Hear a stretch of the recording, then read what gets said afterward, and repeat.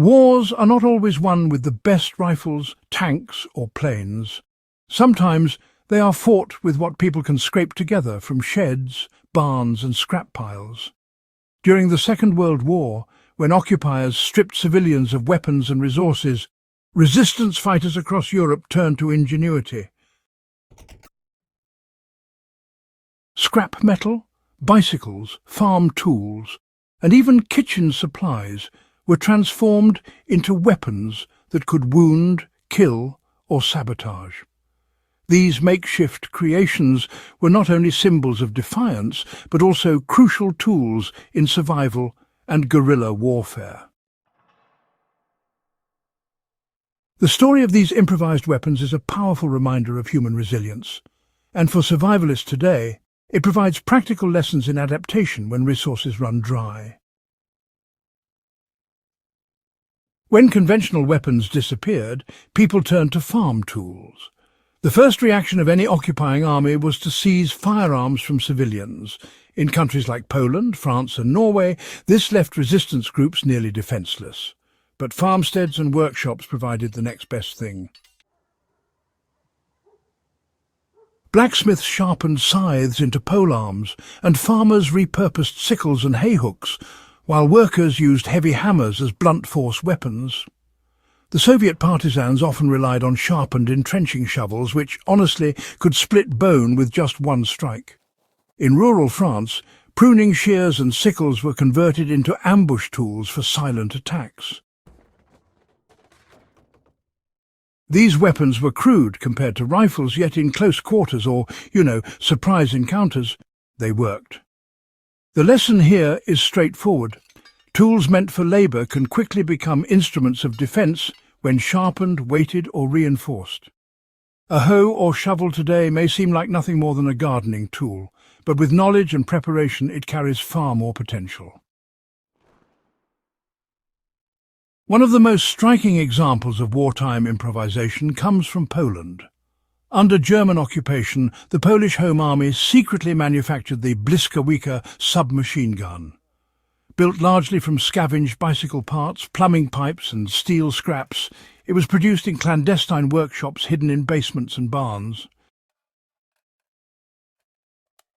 Though crude, compared to factory-made weapons, it gave resistance fighters firepower they desperately needed. Elsewhere, small machine shops forged knives, bayonets and grenade casings out of junkyard metal. Springs from cars became firing mechanisms. Even old barrels and tubes were reborn as shotgun parts. This shows that scrap is never just junk, it is raw material.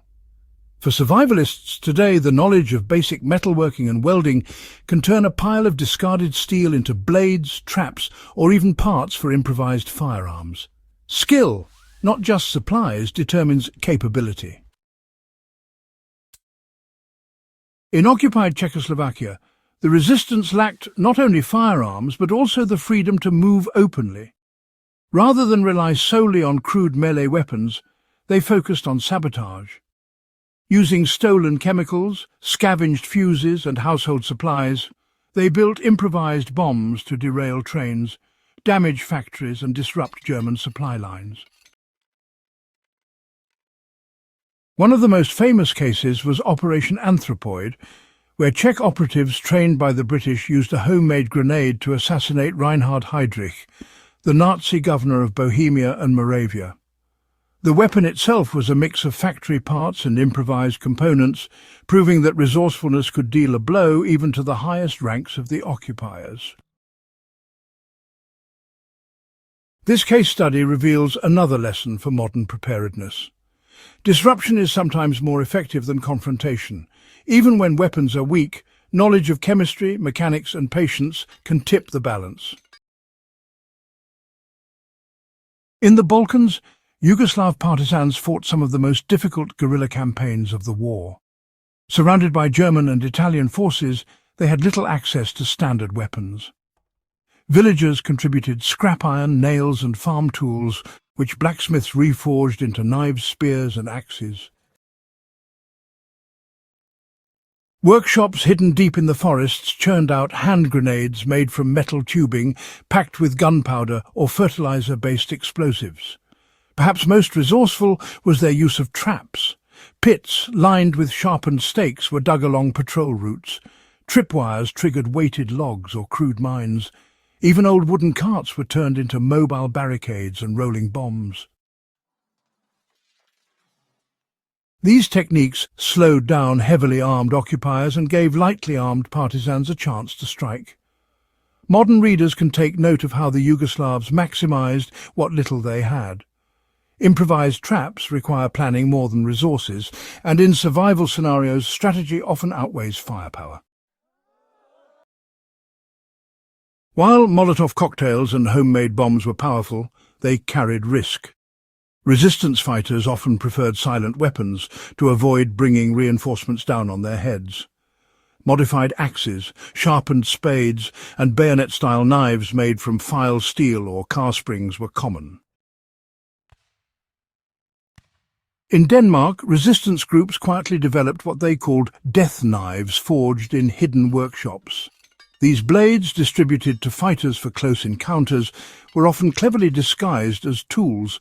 This allowed for safe movement until the crucial moment of attack. Silence was survival, and the fighters understood that one efficient strike was worth more than a noisy exchange of fire. For modern application, this really underscores the importance of stealth tools. A sharpened machete, axe or spade requires no ammunition, no maintenance beyond sharpening, and importantly, no noise when used. No discussion of homemade World War II weapons is complete without mentioning the Molotov cocktail. It was first used during the Winter War by Finnish soldiers against Soviet tanks, and this improvised incendiary quickly spread across Europe. A simple glass bottle filled with gasoline, kerosene or alcohol, fitted with a cloth wick, could destroy vehicles or flush enemies from cover.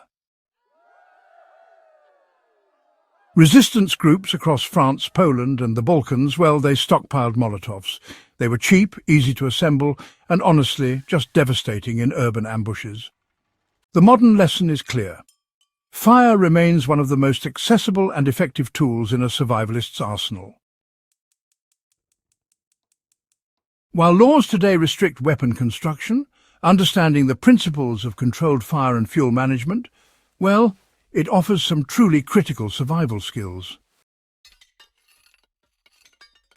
The homemade weapons of the Second World War prove that, honestly, ingenuity often wins where technology fails.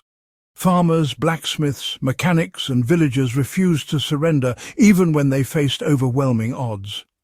They turned the ordinary into the extraordinary, showing us that, well, mindset and skill can really bridge the gap when resources vanish. For survivalists today, the lessons are honestly timeless. A shovel is never just a shovel. Scrap metal is never just waste. A workshop is never just a storage shed. With knowledge, these things become the very foundations of survival. The war may be over, but the principle of adaptation is, evergreen. The history of homemade weapons in the Second World War is not just about desperation. It is about resilience, creativity, and the will to fight back when all odds seemed lost. From Polish bicycle guns to Czech grenades, from Yugoslav traps to Finnish Molotovs, these stories really prove that survival is less about what you have and more about what you can make of it. If you value history that teaches as much as it inspires, go ahead and subscribe to In the Beginning and share this with others who want to uncover the survival lessons hidden in the past. More stories are waiting, and they show us that history's greatest weapons were sometimes built not in factories, but in backyards and barns.